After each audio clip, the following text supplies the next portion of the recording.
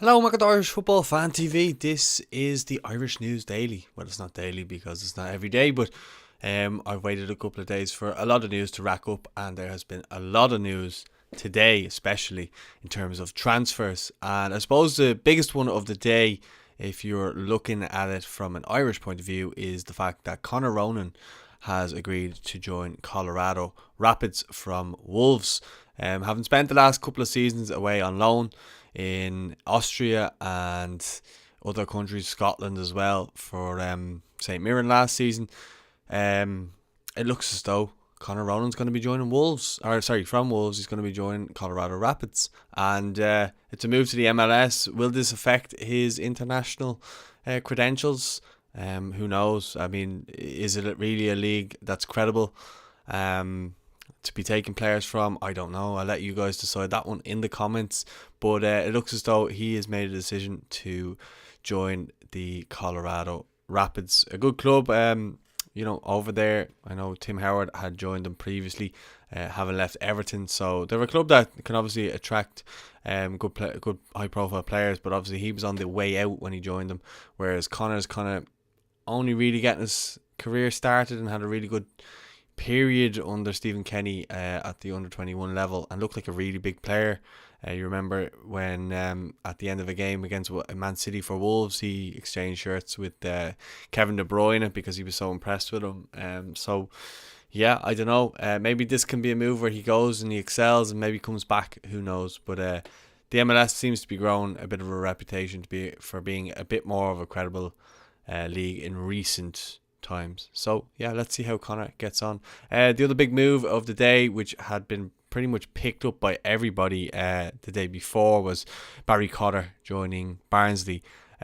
He's joined Barnsley having it was basically announced the night before, but there was an error coming up, so it was obviously put up and then deleted and waited till the club actually announced it. And some guy who works off the ball, I can't remember his name, but he had actually broken the news. And then today they came out and they said it, and Dan McDonald also made note about it as well and said that the fee was about 20,000 and it's actually less than what St Pat's had offered. But obviously Shamrock Rovers didn't want to sell to a rival, so they sold to Barnsley. I watched Cotter a lot last season for St Pat's when he joined them, and he was really good in Europe as well.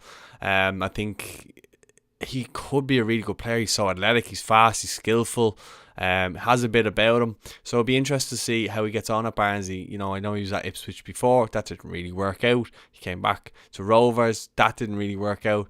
But the Pats move seemed to be the move that kind of gave him that little bit of confidence back, and who knows, maybe he can go and do well at Barnsley now. So we'll wait and see how he gets on there. The other bit of news, the Irish Examiner are reporting that Justin Ferizaj has been training with Spurs. It looks as though he's on his way out of Shamrock Rovers. It'd be interesting to see what fee he goes for if that is the case. And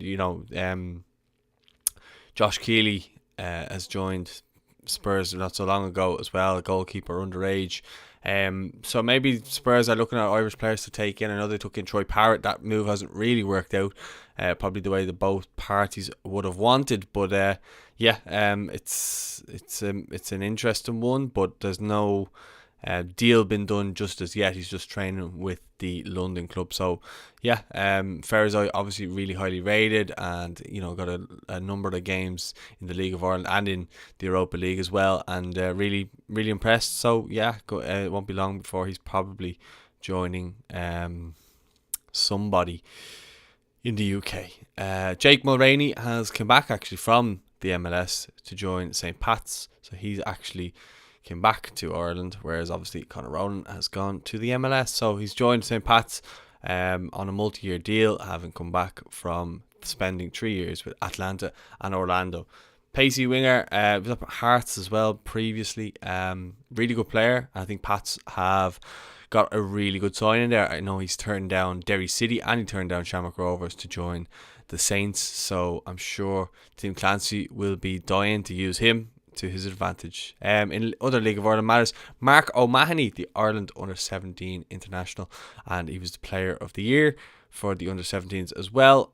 He is set to join Brighton for 50k that's triggering the youngster's release clause, according to the Irish Independent. Dan McDonnell has reported that he is set to join the Seagulls and join the likes of Jamie Mullins, Evan Ferguson, Andrew Bourne, James Furlong, and the rest of the Irish contingent that have gone there in recent times. So yeah, good to see that. I think that's a club that will go and they'll develop him, and if it doesn't really work out at Brighton, he'll be moved on, a bit like Jason Malumbi was, and he's doing quite well. He's doing fine since. Maybe not so much with Aaron Connolly, but who's to say the move to Hull won't get him back on the up. In other news, Irish fans are in the top 10 for World Cup tickets for the Women's World Cup ahead of the World Cup in 2023. So that's great to see, although we only got the 4% allocation in the Australia game, which is ridiculous really. But proving why we are once again the best fans in the world, being in that top 10.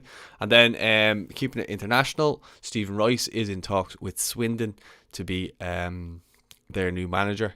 He is obviously Stephen Kenny's chief scout for the Republic of Ireland national team, but it looks as though another one of Stephen Kenny's staff is going to be leaving and is going to be joining a club in the lower leagues. And I don't know, like I saw someone critiquing this, or criticising, was saying that so many of Kenny's staff have left for the jobs. Is this a criticism or is it a compliment? I don't know what way to be looking at it, to be fair. So it is a bit of a strange one.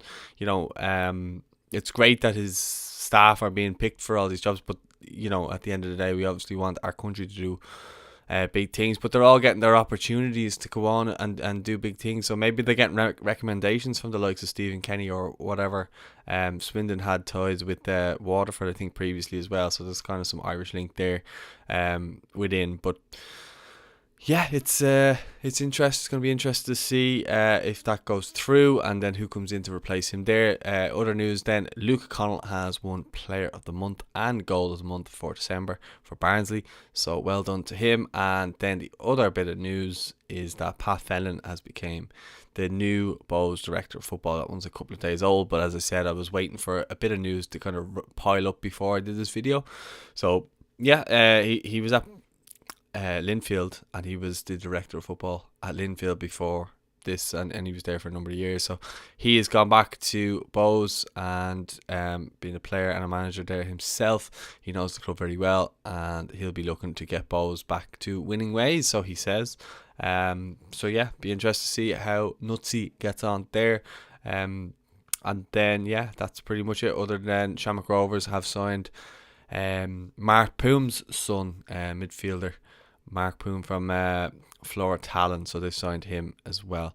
So that's your Irish News Daily. I will be back in a day or two with more news, but let us know your thoughts on any of the talking points I discussed there, and if any of them are playing for your club or going to your club. Are you excited to have them there? I will speak to you all soon. Thank you for watching.